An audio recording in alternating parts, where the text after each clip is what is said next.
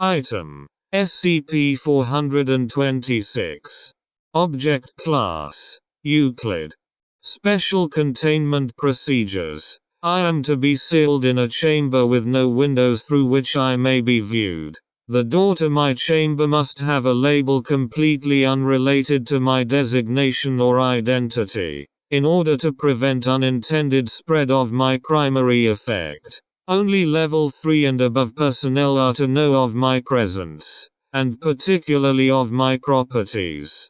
Assigned personnel are to be rotated out on a monthly basis to prevent contamination by my secondary effect. Psychiatric evaluation is mandatory at the end of the month. If personnel are deemed unaffected, they may be reassigned to me no less than 4 months after their last rotation with me. Any affected personnel are to be given a Class C amnestic and transferred to a different site.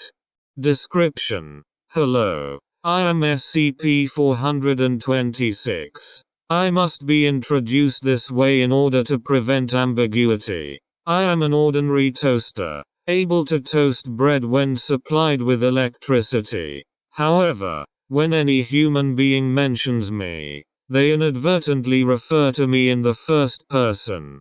Despite all attempts, there is yet to be a way to speak or write about me in the third person. When in my continuous presence for over 2 months, individuals begin to identify themselves as a toaster. Unless forcibly restrained, these people will ultimately harm themselves in their attempts to emulate my standard functions.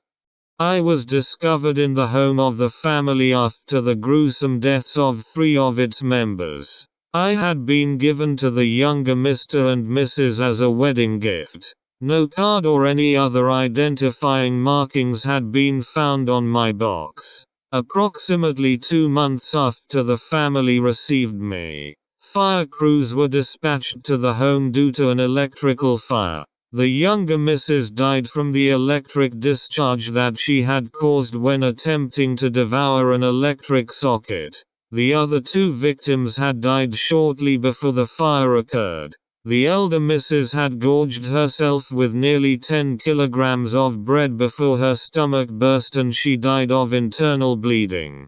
The younger Mr. died of severe blood loss after attempting, redacted, with me. The sole survivor was the elder Mr. who was suffering from severe malnutrition. He stated that he had inserted some bread a week prior and was still waiting for the toast to pop out.